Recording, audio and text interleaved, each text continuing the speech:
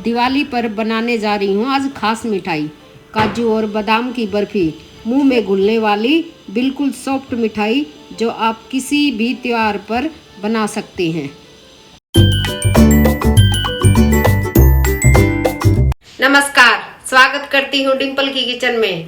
आप सभी को दिवाली की हार्दिक शुभकामनाएं। आज मैं बनाने जा रही हूँ एक खास तरीके की मिठाई, काजू और बादाम की। तो चलिए बनाना स्टार्ट करते हैं। मैंने 1 कटोरी बादाम लिए हैं, जिन्हें मैंने एक टोपिये में 1 गिलास पानी में डालकर उबाल लिया है। इन्हें कम से कम 2 मिनट के लिए उबाल लें। अब कम से कम आधा घंटा के लिए इन बादाम को गर्म पानी में छोड़ दें ताकि ये फूल जाए और इनका छिलका आसानी से उतर जाए।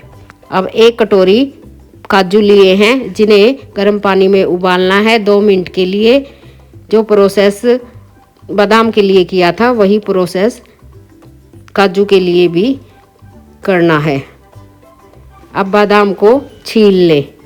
इन्हें छीलने में कोई मुश्किल नहीं होती। या गर्म पानी में बादाम फूल जाते हैं और इनका छिलका आसानी से उतर जाता है। ये बादाम के सारे छिलके मैंने उतार लिए हैं। अब 1 लीटर दूध लेना है। अब एक कढ़ाई लेनी है और इसमें आधा लीटर दूध डालकर गर्म करना है तब जब तक ये आधा न हो रह जाए। एक मिक्सी का जार लिया है, इसमें बादाम डाल दिए और इसमें जो आधा लीटर दूध मैंने अलग से रखा था उसको डालकर पीसना है। अब मिक्सी को कम से कम 2 से 3 बार चलाना है। इसका बिल्कुल महीन पेस्ट करना है। अब ये पेस्ट तैयार हो गया है, इसे किसी बाउल में निकाल ले। ये बिल्कुल महीन पेस्ट है। अब मैं आपको उंगली से दिखाती हूँ, ये बिल्कुल महीन पेस्ट बन चुका है। अब मैंने एक बाउल में इस पेस्ट को स्पैचुला की मदद से निकाल लिया है। अब काजू को भी ऐसे ही पीसना है जैसे मैंने बादाम को पीसा था। काजू डालने हैं, दूध डालना है और इनको बारीक पीसना है। अब इस पेस्ट को भी उसी बाउल में निकाल ले जिसमें बादाम का पेस्ट था। अब जो गाढ़ा होने के लिए मैंने दूध रखा था, अब ये गाढ़ा हो चुका है। अब दूध की क्वांटिटी आधी हो चुकी है। अब दूध को चलाना है। अब जो बादाम का पेस्ट मैंने बनाया था उसको धीरे धीरे करके डालना है और ऊपर से डालते रहे और नीचे से इसको अच्छे से चलाते रहें ताकि दूध में कोई गुठली वगैरह न बने। अब हमें इस पेस्ट को छोड़ना नहीं है, इसे हमें लगातार चलाते रहना है। ये एक डो की फॉर्म में आना चाहिए। इसे लगातार चलाते जाएं। बाज़ार में त्योहारों के टाइम पर काफ़ी मिलावटी मिठाइयाँ बिक रही हैं। इन मिलावटी मिठाइयों से बचे और घर में ही बनाए मिठाई आसानी से। घर पर बनी मिठाइयाँ पौष्टिक भी होती हैं और स्वादिष्ट भी होती हैं।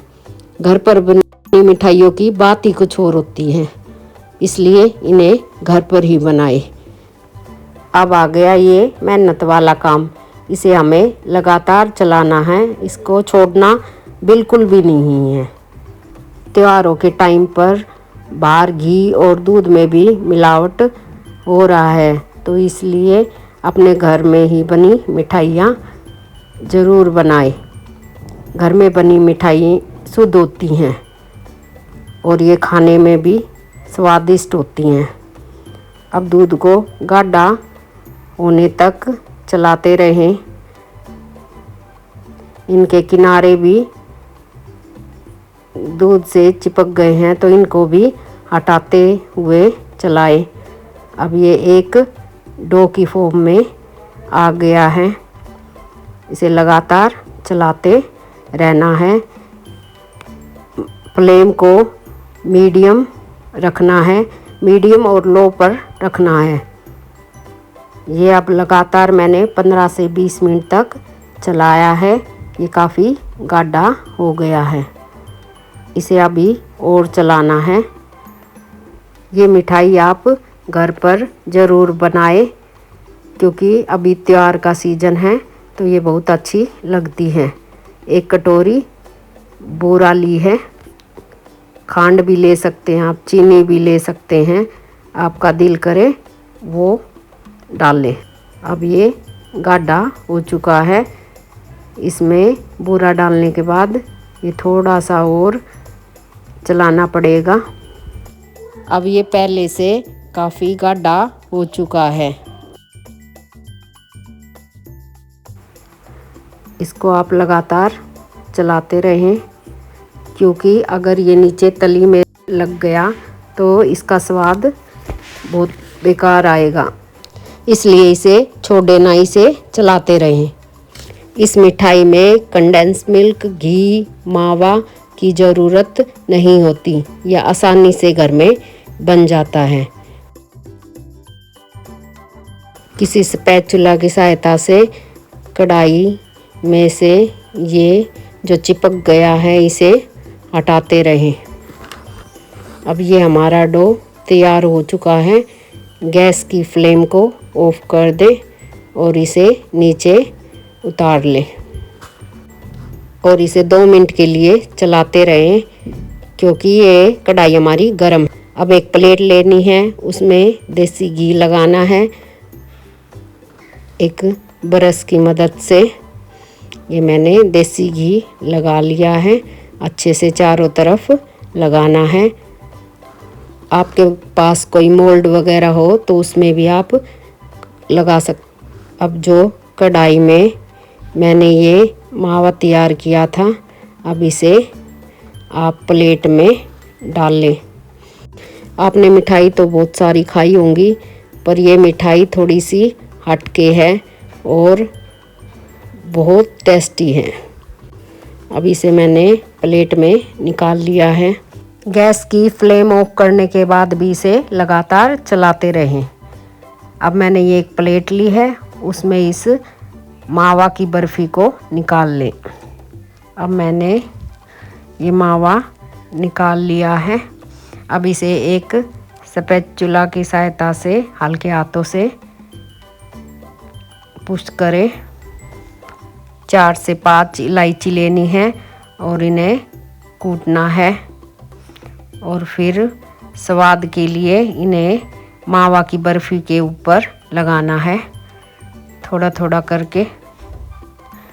अब इसे कम से कम भी आधा से 1 घंटे के लिए फ्रीज़ में रखना है, ताकि ये अच्छे से सेट हो जाए और फिर हम इसके पीस काटें। अब मैंने इसे फ्रीज़ में रख दिया है 1 घंटे के लिए सेट होने के लिए। अब हमारी मावा की बर्फ़ी तैयार हो गई है। अब इसे हाथों की सहायता से ऐसे इसको थोड़ा सा इसको पतला करना है, नहीं तो हमारी बहुत मोटी मोटी बर्फ़ियाँ कटेंगी। वो अपने हिसाब से आप काट ले, मोटी खानी है तो मोटी काट ले, पतली खानी है तो पतली काट ले। एक बेलन की सहायता से हल्के हाथों से इसको दबाना है। अपने घर में बनाई हुई बर्फ़ियों में आप मीठा कम भी डाल सकते हैं और ज़्यादा भी। जो ज़्यादा खाना पसंद करता है वो ज़्यादा डाले, और जो कम खाना पसंद करता है वो कम डाले। अब इस बर्फ़ी को हल्के हाथों से दबा दबा कर सेट करें, जैसे मैं कर रही हूँ। चारों तरफ से एक जैसा इसको फैलाएं। फिर किसी चाकू की सहायता से इस बर्फ़ी की कटिंग करें। अब ये मैंने इसको कट कर लिया है। अब ये मावा बर्फ़ी के पीस मैंने काट लिए हैं।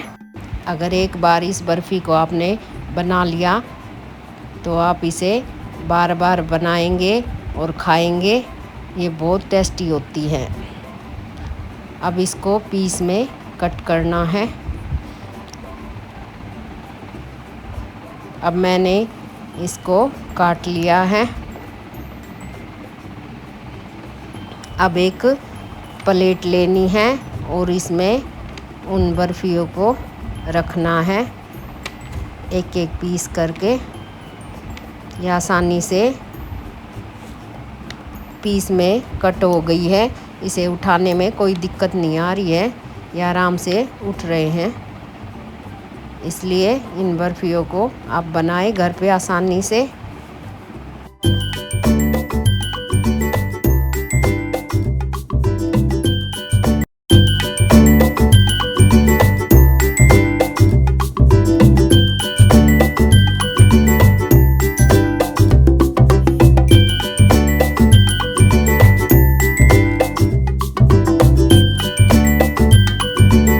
अगर आपको मेरा चैनल पसंद आए तो इसे लाइक करें, कमेंट करें, शेयर करें और सब्सक्राइब जरूर करें।